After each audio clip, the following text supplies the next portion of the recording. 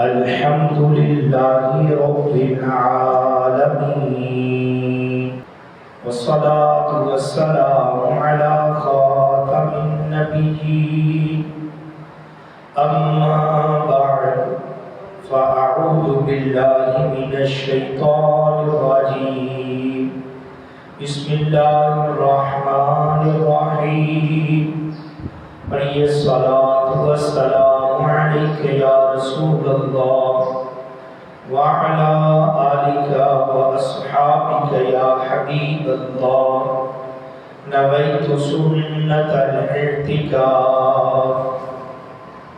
اللہ پاک کے آخری نبی رسول ہاشمی صلی اللہ علیہ وسلم کا فرمان عالی شان ہے، صلاتکم علی محرزۃ لدعائکم ومرضات لربکم وزکاۃ لأعمالکم۔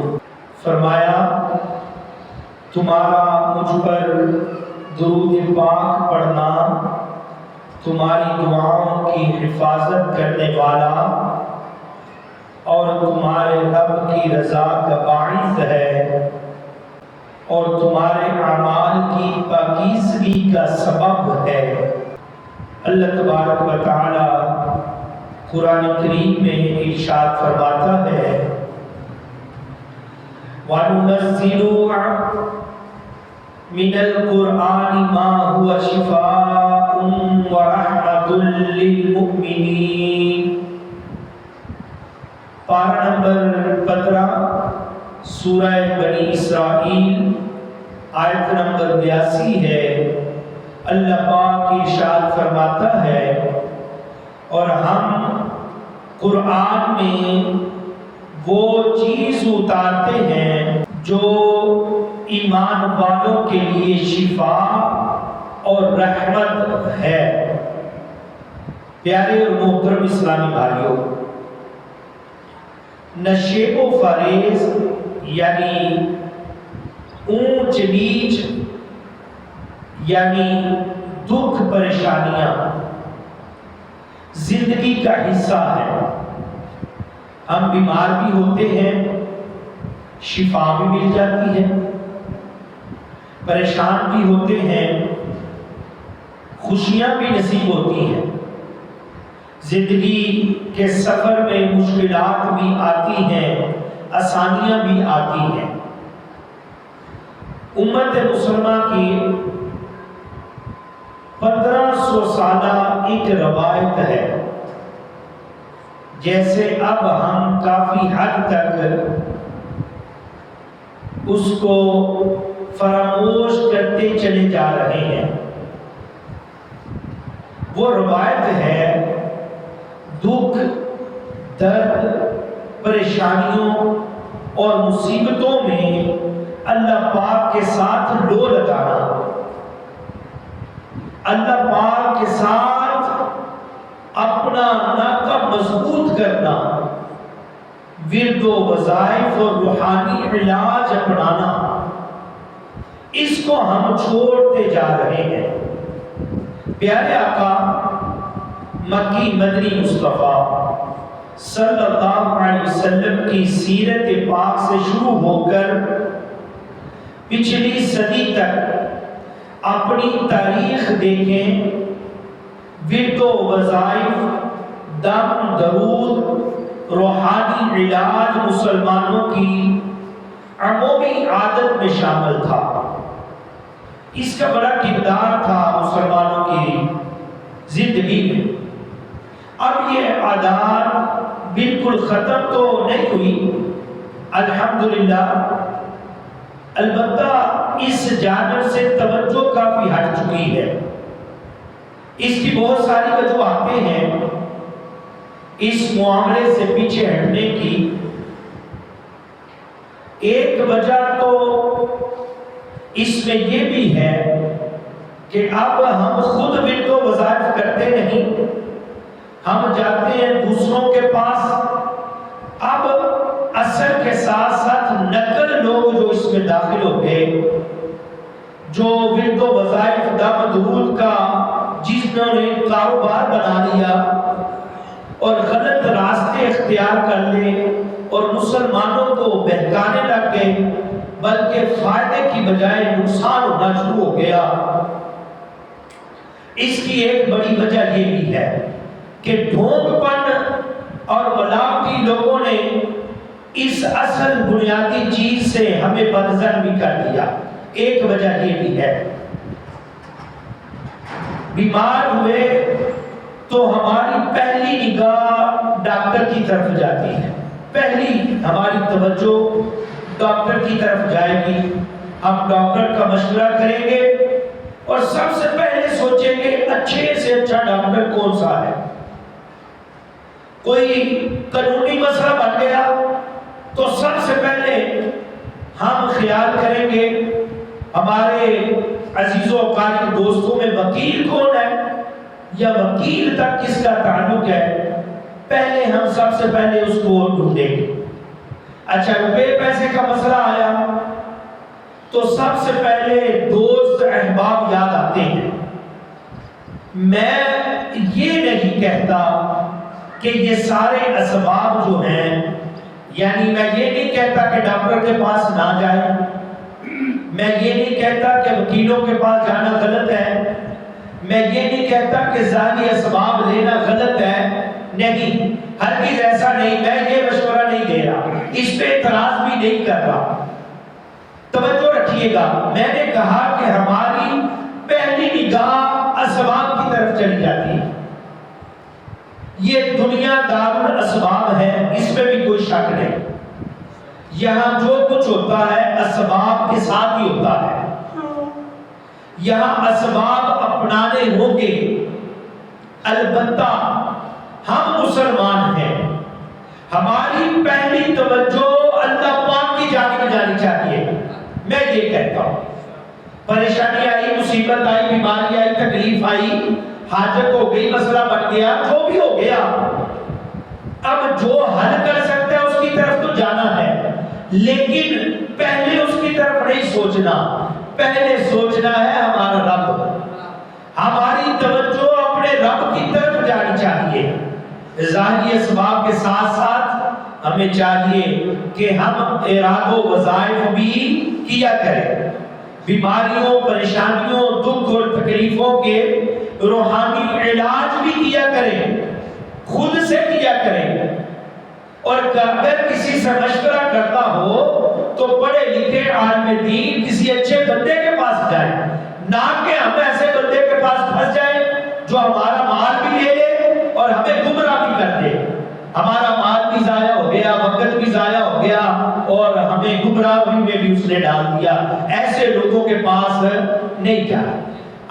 اللہ پاک قرآن کریم میں فرماتا ہے، توجہ کیجیے گا، وَنُنَزِّلُ مِنَ الْقُرْآنِ مَا هُوَ شِفَاءٌ وَرَحْمَةٌ لِلْمُؤْمِنِينَ، پارہ نمبر 15 سورہ بنی اسرائیل آیت نمبر 82 فرمایا، اور ہم قرآن میں وہ چیز اتارتے ہیں جو ایمان والوں کے لیے شفا اور رحمت ہوتی ہے۔ اب ایک مقام پر فرمایا قُلْ هُوَ لِلَّذِينَ آمَنُوا هُدًى وَشِفَاءٌ، پارہ نمبر 24 سورہ حامیم سجدہ آیت نمبر 44 44 نمبر، فرمایا تم فرماؤ وہ ایمان والوں کے لیے ہدایت اور شفا ہے۔ کیا فرمایا؟ وہ ایمان والوں کے لیے ہدایت بھی ہے اور شفا بھی ہے۔ اب حضرت عبداللہ بن عباس رضی اللہ تعالی عنہما نے فرمایا قرآن کریم ہر مرض سے نجات دینے والا ہے۔ کیا ہے؟ قرآن کریم، قرآن پاک ہر مرض سے شفا عطا فرمانے والا ہے۔ معلوم ہو گیا کہ قرآن کریم جس طرح ہدایت کا سرچشمہ ہے، جس طرح دلوں کی زندگی بخشتا ہے، یوں ہی اس میں جسمانی بیماریوں کی شفا بھی موجود ہے، بلکہ اللہ پاک کے آخری نبی رسول ہاشمی صلی اللہ علیہ وسلم نے فرمایا خیر الدواء القرآن، فرمایا بہترین دعا قرآن ہے۔ کیا ہے؟ بہترین دعا قرآن ہے۔ سبحان اللہ۔ میڈیکل کی دعائیاں ان کا اثر اپنی جگہ، طب یونانی کی جڑی بوٹیوں کا اثر اپنی جگہ، ہومیوپیتھک کی میڈیسن دوائی کا اثر اپنی جگہ، ان سب بلکہ دنیا کی تمام تر چیزوں دوائیوں میں سب سے جو بہترین دعا ہے وہ قرآن پاک ہے۔ سب سے بہترین جو دعا شفا ہے وہ قرآن پاک ہے۔ امام رازی رحمۃ اللہ تعالی علیہ آپ نے تفسیر کبیر میں بڑی خوبصورت روایت لکھی ہے۔ آپ فرماتے ہیں ایک مرتبہ اللہ کے نبی حضرت موسیٰ کلیم اللہ علیہ السلام کے پیٹ میں درد ہوا۔ اللہ اللہ اللہ اکبر۔ نصیب دیکھیں، ہمیں درد ہوتا ہے تو ہم ڈاکٹر کے پاس بھاگتے ہیں، طبیب کے پاس جاتے ہیں، حکیم کے پاس جاتے ہیں، مگر حضرت موسیٰ علیہ السلام کی شان اور عظمت کے کیا کہنے، آپ کو درد ہوا تو آپ کوہ طور پر چلے گئے، آپ اللہ تعالیٰ کی بارگاہ میں حاضر ہو گئے، اللہ پاک کی بارگاہ میں عرض کیا مولا پیٹ میں درد ہے۔ ارشاد ہوا اے موسیٰ جنگل میں جائیں اور فلاں جڑی بوٹی کھائیں۔ حضرت موسیٰ علیہ السلام جنگل میں پہنچے، جڑی بوٹی حاصل کی، کھائی اور آرام آ گیا۔ کچھ عرصے کے بعد پھر پیٹ میں اسی طرح کا درد ہوا۔ اب حضرت موسیٰ علیہ السلام کو علاج معلوم ہو چکا تھا، اب پتہ چل چکا تھا، چنانچہ جنگل میں گئے، وہی جڑی بوٹی استعمال کی۔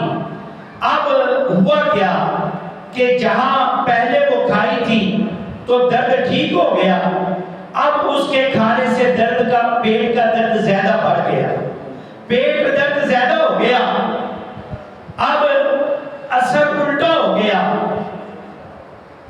بڑی حیرانی ہوئی۔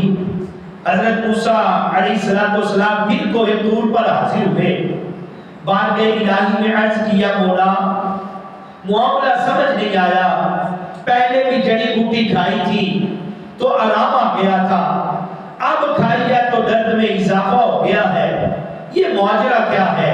موسیٰ علیہ السلام کو رب تعالیٰ سے ارشاد ہوا موسیٰ پہلے میرے حکم سے کھائی تھی، میری مشیت اس میں شامل تھی تو شفا ملی، اب آپ کی اپنی مرضی سے آپ نے کھائی ہے، میری مشیت شامل نہیں تھی تو درد بڑھ گیا۔ اے موسیٰ کہ آپ نہیں جانتے بے شک دنیا کی ہر چیز زہر قاتل ہے، میرا نام اسے شفا والی بنا دیتا ہے، ہر چیز دنیا کی زہر قاتل ہے، لیکن اے موسیٰ میرا نام اسے شفا والی بنا دیتا ہے۔ اللہ اکبر۔ پتہ چلا یہ اللہ پاک کا نام، اللہ پاک کا کلام جس میں ذاتی طور پر شفا موجود ہے، باقی جتنی چیزیں ہیں، انگریزی دوائیاں ہوں یا یونانی جڑی بوٹیاں ہوں، ہومیوپیتھک کے نسخے ہوں یا گھریلو ٹوٹکے کیے جائیں، ان میں شفا آتی ہے تو اللہ پاک کے نام اور کلام کی برکت سے شفا آتی ہے۔ ان چیزوں میں جب بھی شفا ہمیں ملی ہے تو اللہ کے نام کی برکت سے ملی ہے۔ پیارے اور محترم اسلامی بھائیوں، اس لیے خدا نخواستہ بیماری آ جائے تو ضرورتاً ڈاکٹر کے پاس جائیں، میں منع کرتا ہی نہیں، جانا بھی چاہیے، مگر اس کے ساتھ ساتھ روحانی علاج بھی کیا جائے، اس کے ساتھ ساتھ وراد و وظائف بھی کیے جائیں، اللہ کا ذکر بھی کیا جائے، تو انشاءاللہ الکریم برکت بھی نصیب ہوگی، شفا بھی مل جائے گی۔ پیارے اور محترم اسلامی بھائیوں، دیگر دوائیں تو تب اثر کرتی ہیں جب آدمی بیمار ہوتا ہے۔ بندہ بیمار ہوگا، دوائی کھائیں گے تو ٹھیک ہو جائیں گے، ظاہری سی بات ہے، بخار آیا، 1 گھنٹہ 2 گھنٹے 1 دن میں نے میڈیسن کھائی، اب وہ اس کے جراثیم ختم ہو گئے تو وہ ٹھیک ہوگا بخار۔ لیکن پیارے اور محترم اسلامی بھائیوں، اوراد و وظائف اور روحانی علاج کی ایک برکت یہ بھی ہے کہ ان کے ذریعے پیش کی بیماریوں سے بھی بندہ شفا پا لیتا ہے۔ جو بیماریاں، جو پریشانیاں آنے والی ہوتی ہیں، بندہ جب رب کا ذکر کرتا ہے، ذکر و اذکار کرتا ہے، اراد و وظائف کرتا ہے، تو آنے والی مصیبتیں ٹل جاتی ہیں، آنے والی بیماریاں ٹل جاتی ہیں۔ کیسے ٹلتی ہیں، کیسے ہوتا ہے؟ حدیث پاک سنیے، میں نے اپنے پاس سے بات نہیں کی، رسول اکرم نور مجسم صلی اللہ علیہ وسلم نے فرمایا، جو بندہ صبح اور شام 3 مرتبہ یہ دعا پڑھے، دعا کیا ہے؟ بسم اللہ الذی لا یضر مع اسمہ شیء فی الارض ولا فی السماء وهو السمیع العلیم، فرمایا اللہ تصیبہ فجاءت بلا، صبح کو پڑھے تو شام تک، شام کو پڑھے تو صبح تک کوئی بڑی پریشانی اسے نہیں پہنچے گی۔ جس نے یہ 3 بار دعا پڑھی، صبح سے لے کر شام تک کوئی بڑی پریشانی اس کو نہیں پہنچے گی، میرے رسول کریم نے فرمایا۔ یہ ہے بنت وظائف۔ اب پیارے اور محترم اسلامی بھائیوں، طبرانی شریف میں ایک روایت ہے، محبوب ذیشان مکی مدنی سلطان صلی اللہ علیہ وسلم نے فرمایا، لا حول ولا قوت الا باللہ دواء من 99، فرمایا جو بندہ لا حول ولا قوت الا باللہ پڑھے تو یہ وظیفہ 99 بار یعنی 99 بار جو پڑھے تو فرمایا بیماریوں کی دوا ہے، جس میں سب سے چھوٹی بیماری غم ہے۔ بندہ پڑھے لا حول ولا قوت الا باللہ، فرمایا 99 بیماریاں، بڑے بڑے مصیبتیں بیماریاں، سب سے چھوٹی بیماری اس میں کیا ہے؟ فرمایا سب سے چھوٹی بیماری اس میں، سب سے چھوٹی بیماری یہ ہے کہ غم، اس کا علاج بھی اس میں موجود ہے۔ اب پیارے اور محترم اسلامی بھائیوں، ایک روایت میں یوں فرمایا کہ جو بندہ 100 مرتبہ لا حول ولا قوت الا باللہ یہ پڑھے، اسے کبھی تنگ دستی نہیں ہوگی، کبھی تنگ دست نہیں ہوگا، اس کا ہاتھ کبھی بھی ٹائٹ نہیں ہوگا۔ پتہ چلا اگر بیماری آئی نہیں ہے، بندہ بالکل تندرست ہے، پھر بھی روزانہ لا حول ولا قوت الا باللہ پڑھتا رہے، اللہ پاک نے چاہا تو اس کی برکت سے بیماریوں پریشانیوں سے نجات ملے گی اور آنے والی بیماریوں مصیبتوں سے بندہ محفوظ رہے گا۔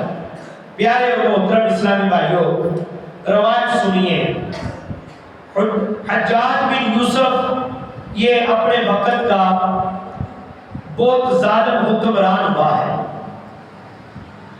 اس بدبخت نے کئی صحابہ اکرام علیہم رضوان کو شہید کیا، اتنا ظالم تھا۔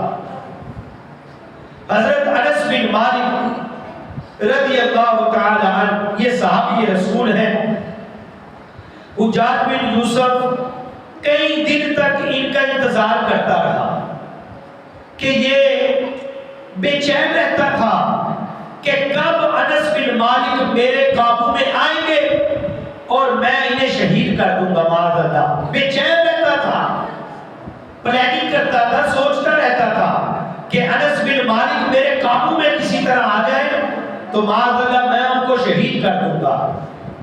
آخر ایک مرتبہ یہ اس کی بری تمنا پوری ہو گئی۔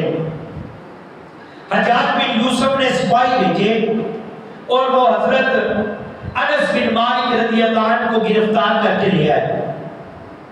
اب حضرت انس بن مالک رضی اللہ عنہ حجاج بن یوسف کے سامنے تھے۔ حجاج بولا، اے انس، کیا جانتے ہو میں نے تمہیں کیوں گرفتار کیا ہے؟ فرمایا نہیں، میں نہیں جانتا کیوں گرفتار کیا ہے۔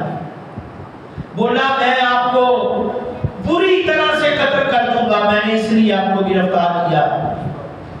اب دیکھیے گا اور یقین دیکھیں کہ صحابہ کا کیسا یقین تھا۔ حجاج بن یوسف ظالم ترین حکمران ہے، آپ کو پتا ہے کہ بڑے سارے صحابہ کو اس نے شہید کیا ہے۔ اب فوج بھی اسی کی ہے، اب حکومت بھی اسی کی ہے، سلطنت بھی اسی کی ہے اور حکم بھی اسی کا چل رہا ہے۔ اور یہ صحابہ کا یقین دیکھیں، اب پتا ہے کہ گرفتار ہوں میں، قید میں ہوں اس کی، تو آپ نے اس ساری صورتحال کے باوجود کیا فرمایا؟ کہا کہ تو مجھے ہرگز قتل نہیں کر سکتا۔ بولا کیوں؟ حکومت میری ہے، میری قید میں ہو، تلواروں والے میرے پاس ہیں، سلطنت میری ہے، سپاہی میرے آدر پہ کھڑے ہیں، میں نے آپ کو بڑی بری طرح قتل کرنا ہے، کیا رکاوٹ کیا ہے، میں آپ کو قتل کیوں نہیں کر سکتا؟ تو پیارے اور محترم اسلامی بھائیوں، فرمایا مجھے محبوب ذیشان مکی مدنی سلطان صلی اللہ علیہ وسلم نے ایک دعا سکھائی ہے، میں وہ دعا پڑھ چکا ہوں، لہذا تو ہرگز مجھے نقصان نہیں پہنچا سکتا، میں نے وہ دعا پڑھ دی ہے۔ اب پیارے اسلامی بھائیوں، یہ دعا بڑی پیاری ہے، اس دعا کو انس بن مالک رضی اللہ عنہ کے نام کے ساتھ منسوب کیا ہے، اسے کہا جاتا ہے دعائے انس بھی اس کو کہا جاتا ہے، آپ کے ساتھ خاص لگائی گئی۔ خیر یہ دعا بڑی ہے، حجاج بن یوسف نے کچھ مزید باتیں بھی کی، دعا بڑی لمبی ہے، اگر کوئی یاد کرنا چاہے تو انشاءاللہ میں دوں گا۔ اب بالآخر بہت باتیں، بڑے سارے معاملات ہوئے، تو اب ادب کے ساتھ کہنے لگا حجاج، اے انس آپ گھر تشریف لے جائیں، عزت کے ساتھ ہاتھ کریے کھولی، کہا آپ اپنے گھر چلے گئے۔ اب پیارے اور محترم اسلامی بھائیوں، ایک خادم نے کہا، اے حجاج تم نے تو بڑے دنوں سے انتظار کیا تھا، تمہاری تو بڑی پلاننگ تھی کہ انس بن مالک کو قتل کرنا ہے، میں نے ان کو قابو کرنا ہے، آج تمہارے ہاتھ آئے ہیں تو تم نے ان کو چھوڑ دیا، باعزت بری کر دیا۔ تو وہ کہنے لگا، اللہ کی قسم میں نے ان کے قدوں پر دو شیر دیکھے، جب بھی میں ان سے گفتگو کرتا وہ شیر میری طرف لپکتے، اس لیے میں نے انہیں ڈر کر چھوڑ دیا اپنی جان بچاتے ہوئے، میں نے کہا آپ اپنے گھر چلو۔ پیارے اور محترم اسلامی بھائیوں، یہ امراض و وظائف کی برکت ہے۔ میں نے کہا کسی ڈوگی بوائے کے پاس، دیہانی باز کے پاس نہیں جانا، ڈاکٹر کے پاس جائیں، وکیل کے پاس بھی جائیں، لیکن سب سے پہلی توجہ ہماری رب کی طرف جانی چاہیے۔ پیارے اور محترم اسلامی بھائیوں، اب پتہ چلا یقین پکا ہونا چاہیے۔ اراد و وظائف کے ساتھ ہوتا کیا ہے کہ ہمارے معاملات ہو گئے، اگر کوئی بتا بھی دے تو ہم نے تصویر ایک دو پڑھی ٹک ٹک ٹک ٹک کر کے، تو ہم کہتے اثر ہی نہیں ہوا۔ اثر کے ساتھ ہمارے یقین کا بھی تعلق ہوتا ہے۔ کیوں کرنا میرے کام بنے غیب سے حسن، کیوں کرنا میرے کام بنے غیب سے حسن، بندہ بھی ہوں تو کس بڑے کارساز کا، وہ میں کوئی چھوٹا موٹا معمولی ہوں، میں میرے رب کی شان تو دیکھو، کس پروردگار کا بندہ ہوں، اور پھر میں ذلیل و خوار ہو رہا ہوں، نا بندہ بھی ہوں تو کس بڑے کارساز کا۔ او بھائی سوچو تو صحیح، بندے کس کے ہو؟ سب سے پہلے بھاگنے سے پہلے سوچو رب کی بارگاہ میں آنے کا، تو پھر دیکھنا راہیں آسان ہوتی ہے کہ نہیں۔ پیارے اور محترم اسلامی بھائیوں، اب یہاں ایک اہم وضاحت کرتا چلو کہ جو میں نے کہا کہ بعض دفعہ ذہن ہوتا ہے، سوال اٹھتا ہے کہ جو لوگ یہ ورد و وظائف کرتے رہتے ہیں، ذکر و اذکار کرتے ہیں، نمازیں پڑھتے ہیں، درود شریف پڑھتے ہیں، قرآن پاک پڑھتے ہیں، بھائی ذہن میں بات آتی ہے ان کے ہاں بھی پریشانیاں رہتی ہیں، تانگ دست ہو جاتے ہیں، ان کے گھر میں بیماری آ جاتی ہے، یار بندہ تو بڑا نیک ہے، بھائی تسبیح تو بڑی کرتا ہے، ذکر بھی کرتا ہے، قرآن پاک پڑتا ہے۔ پیارے اور محترم اسلامی بھائیوں، ہمیں غور اور فکر کرنا چاہیے۔ اول تو یہ دیکھیں کہ ارادوں و وظائف میں اثر ہے ہمارے یقین کے ساتھ۔ ہمارا یقین کتنا ہے، ہمارا رب پر بھروسہ کتنا ہے، اور ڈاکٹر کی دوائی پہ بھروسہ کتنا ہے، ہمارا رب پہ بھروسہ کتنا ہے، وکیل کے مشورے پہ بھروسہ کتنا ہے، ہمارا رب پہ بھروسہ کتنا ہے، اور اپنی دوستی پہ بھروسہ کتنا ہے، ہمارا رب پہ بھروسہ کتنا ہے، تھانے دار کی دوستی سے تعلق سے کتنا بھروسہ ہے۔ ایک تو یہ دیکھیں۔ دوسرا، پیارے اور محترم اسلامی بھائیوں، غیب کا علم صرف اللہ پاک جانتا ہے، ہم تو نہیں جانتے۔ غیب کا علم کس کے پاس ہے؟ اللہ پاک کے پاس ہے۔ اللہ ہی بہتر جانتا ہے کہ کیا معاملہ ہے۔ اب پیارے اور محترم اسلامی بھائیوں، میں ارادوں وظائف کرنے والا بندہ، مثال کے طور، اور مجھے ہونا تھا ہارٹ اٹیک، تو میرے سر میں درد آ گیا۔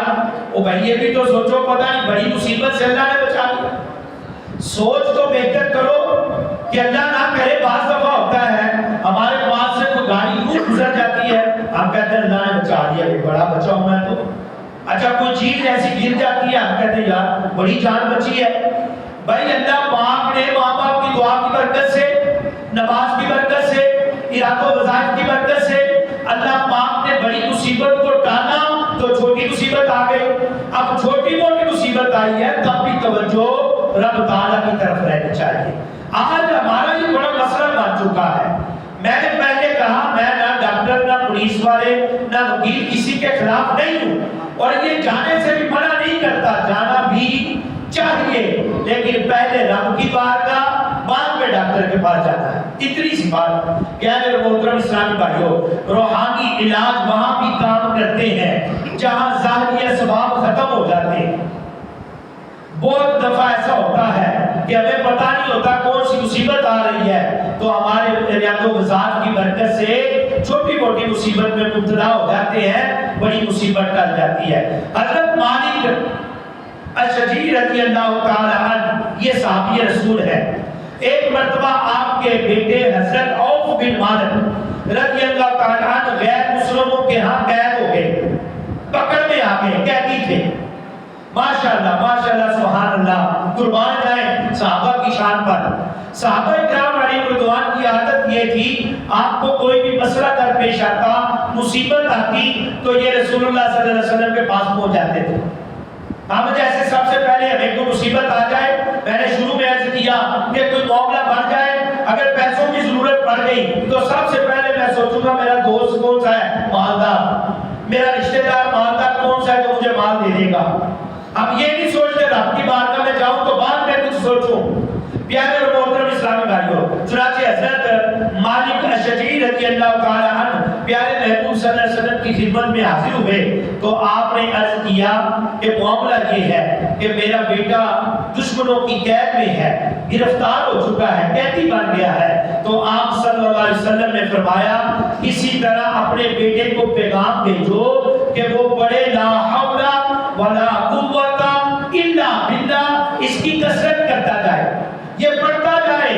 ادھر حضرت عوف بن مالک رضی اللہ عنہ کو دشمنوں نے بھیڑیوں میں جھگڑا ہوا تھا، لوہے کی زنجیروں میں قید کیا ہوا تھا، آپ تک کسی طرح پیغام پہنچا دیا گیا۔ آپ نے یہ وظیفہ پڑھنا شروع کیا، لا حول ولا قوت الا باللہ، تو سبحان اللہ اس وظیفے کی برکت سے ان کی بیڑیاں خود بخود ٹوٹ گئی اور دشمن کی قید سے ان کی ایک اونٹنی پر سوار ہوئے اور مدینہ پہنچ گئے۔ پیارے اور محترم اسلامی بھائیوں، بہرحال کوئی بھی صورتحال بن جائے تو روحانی علاج کو اپنانا چاہیے۔ یاد رکھیں روحانی علاج یعنی دم کرنا، دل کو وظائف پڑھنا، پیارے آقا صلی اللہ علیہ وسلم کی یہ پیاری سنت ہے۔ پیارے اور محترم اسلامی بھائیوں، ہمارے پیارے آقا صلی اللہ علیہ وسلم جو طبیبوں کے طبیب ہیں، جو سب سے بڑے طبیب، سب سے بڑے ڈاکٹر ہیں، پیارے اور محترم اسلامی بھائیوں، ظاہری اسباب ہمیں لینے چاہیے، ڈاکٹروں کے پاس، وکیلوں کے پاس، دوست احباب کے پاس جانا چاہیے، لیکن روحانی علاج بھی کرنا چاہیے۔ مسلمانوں کی پیاری امی جان حضرت عائشہ صدیقہ طیبہ طاہرہ رضی اللہ عنہا آپ فرماتی ہے رسول اکرم نور مجسم صلی اللہ علیہ وسلم کے اہل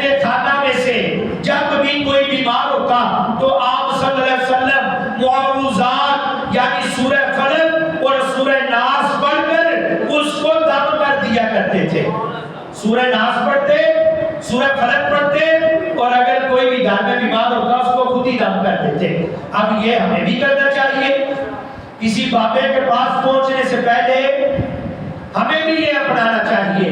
بخاری اور مسلم شریف کی روایت ہے کہ جس کا خلاصہ کچھ یوں ہے کہ ایک مرتبہ 30 صحابہ اکرام، 30 صحابی رضی اللہ عنہ سفر پر تھے. تو راستے میں ایک مقام پر ایک شخص نے آ کر صحابہ کرام علیہ رضوان سے عرض کیا، ہمارے سردار کو بچھو نے کاٹ لیا ہے، کیا آپ میں سے کوئی بندہ کچھ کر سکتا ہے؟ کسی کو کوئی طریقہ، کوئی علاج معالجہ آتا ہے؟ تو ایک صحابی رضی اللہ عنہ نے فرمایا ہاں میں دم کر دوں گا. تو چنانچہ وہ صحابی رضی اللہ عنہ اس شخص کے ساتھ گئے اور سورہ فاتحہ پڑھی. الحمدللہ رب العالمین. آپ نے سورہ فاتحہ پڑھ کر مریض کو دم کیا، جس کی برکت سے مریض ٹھیک ہو گیا.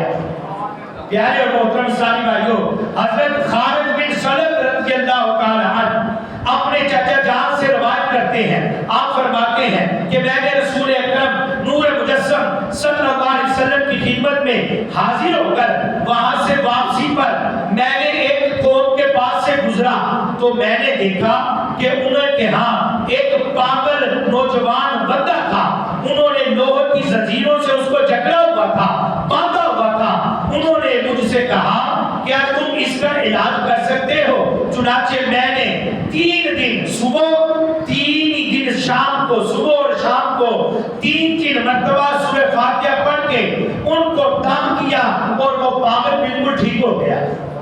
یہ قرآن کریم کی برکت ہے. قرآن کریم میں رب تعالیٰ نے فرمایا ہے، یاد محترم اسلامی بھائیوں، کیسر روم جو ہے، روم کا بادشاہ بہت بڑا بادشاہ گزرا ہے.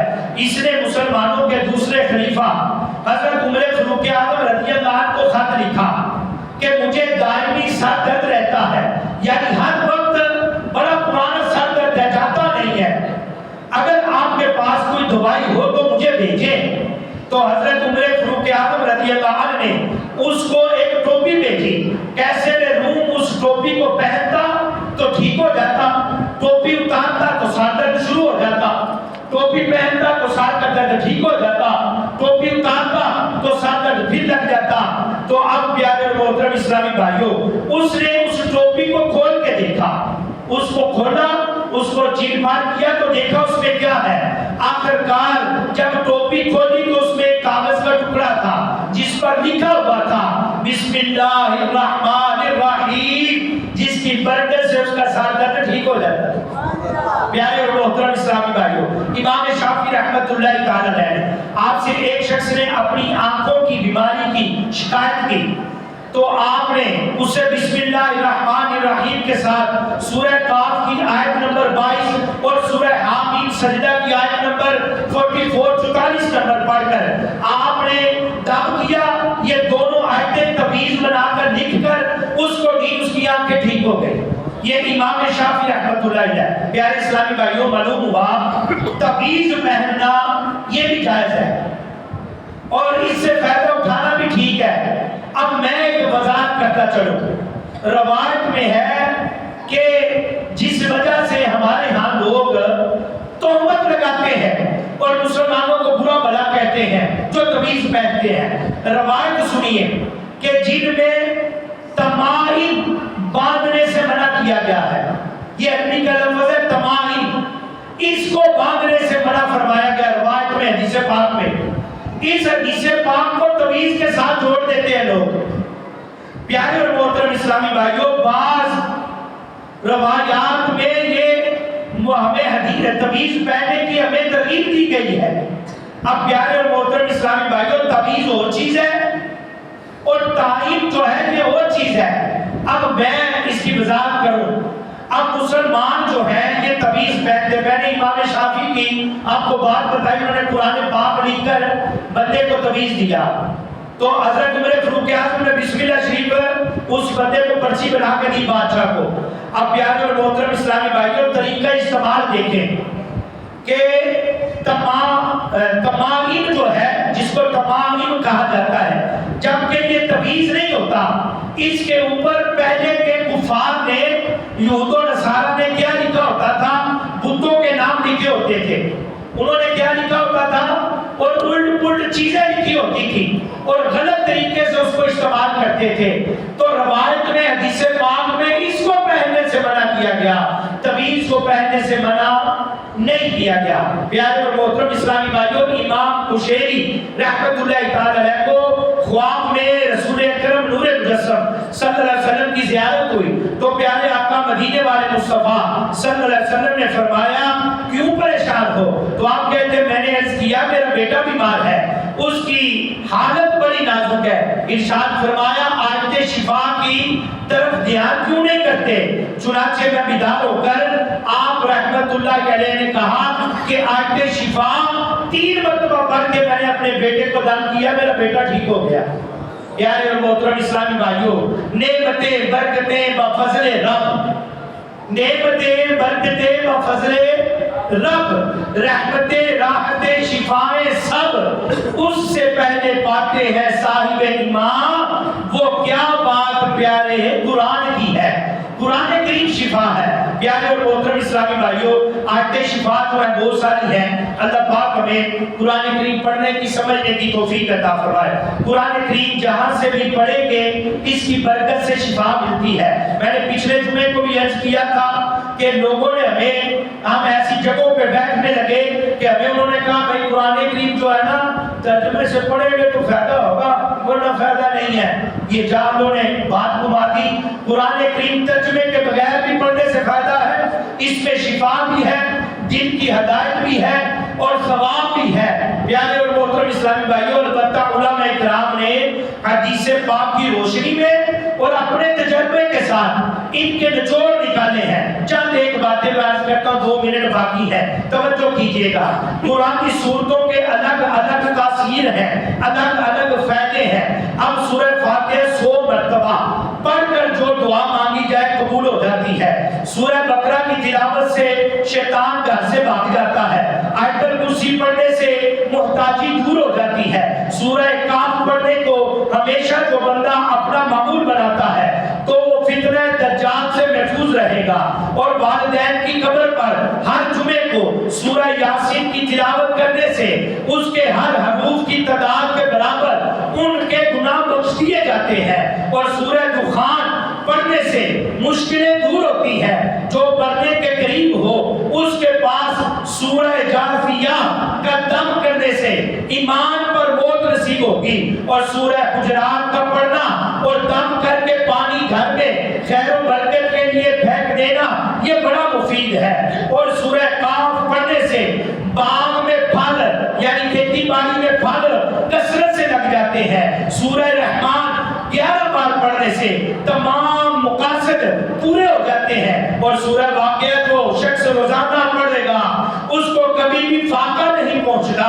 اور سورہ ملک ہر رات کو پڑھنے سے عذاب قبر سے بندہ محفوظ رہتا ہے. اور سورہ مزمل کو 11 بار پڑھنے سے ہر مشکل آسان ہو جاتی ہے. سورہ مدثر کو پڑھ کر حفظ قرآن کرنے کے لیے دعا مانگی جائے تو قرآن جلدی جلدی یاد ہو جاتا ہے. مریض کے پاس سورہ مجادلہ پڑھنے سے درد کا علام آ جاتا ہے. اور سورہ لیلہ پڑھ کر مرگی والے بندے کو اس کے کان میں دم کیا جائے اس کو شفا مل جاتی ہے. سورہ رحمان لکھ کر یہاں اپنے پاس رکھ لی جائے یا اس کو پانی میں دم کر کے مریض کو دیا جائے اس کو شفا مل جاتی ہے. سورہ نازعات پڑھ کے بندہ جب کسی مردے کے حالت مرد کے پاس بندہ ہو اس کے پاس پڑھ کے اس کو دم کرے تو اس کی جان آسانی سے نکلتی ہے. سورہ فتوحا پڑھنے سے باقا ہوا آدمی واپس آ جاتا ہے. سورہ علم نشرح کو جس مال پر پڑھ کے دم کر دیا جائے اس پہ خوب برکت آ جاتی ہے. سورہ تین مرتبہ پڑھنے سے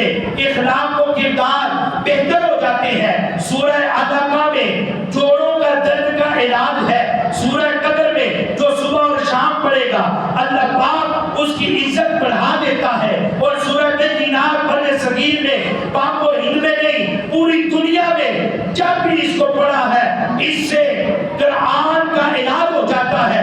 اور جس آدمی یا جانور کو نظر لگ جائے اس پر سورہ عادیات کا دم کیا جائے سورہ قاضیہ پڑھنے سے بلاؤں سے حفاظت ہو جاتی ہے، سورہ تکاثرون پڑھنے سے بندہ اگر 300 بار پڑھ کر اس کو پڑھے تو بہت جلد بندے کا قرضہ اتر جاتا ہے، اور سورہ عصر پڑھنے سے غم دور ہوتے ہیں، سورہ ہمزہ، سورہ لیل اور سورہ فیل کو دشمن پر پڑھ کر دم کیا جائے تو حفاظت ہو جاتی ہے، اور سورہ قریش جان کی حفاظت کرنے میں فائدہ مند ہے، اور سورہ ماعون بڑی سے بڑی مشکل میں پڑھی جائے تو وہ مشکل آسان ہو جاتی ہے، سورہ کوثر کی تلاوت کی جائے تو بے اولاد والا ہو جاتا ہے، سورہ اخلاص تہائی قرآن کریم کے برابر ہے اور اس کی بہت ساری فضیلت ہے، سورہ فلق اور سورہ ناس جن اور شیطان سے حاسدوں سے حفاظت کرتی ہے۔ یہ مختصر سا میں نے عرض کرنے کی کوشش کی۔ اللہ پاک قرآن کریم میں فرماتا ہے، پیارے اور محترم اسلامی بھائیوں، قرآن کریم میں فرمایا گیا وَنُنَزِّلُ مِنَ الْقُرْآنِ مَا هُوَ شِفَاءٌ وَرَحْمَةٌ لِّلْمُؤْمِنِينَ، فرمایا اور ہم نے قرآن میں وہ چیزیں اتاری ہیں جو ایمان والوں کے لیے شفا بھی ہے اور رحمت بھی ہے۔ اللہ پاک ہمیں قرآن کریم پڑھنے کی، سمجھنے کی توفیق عطا فرمائے۔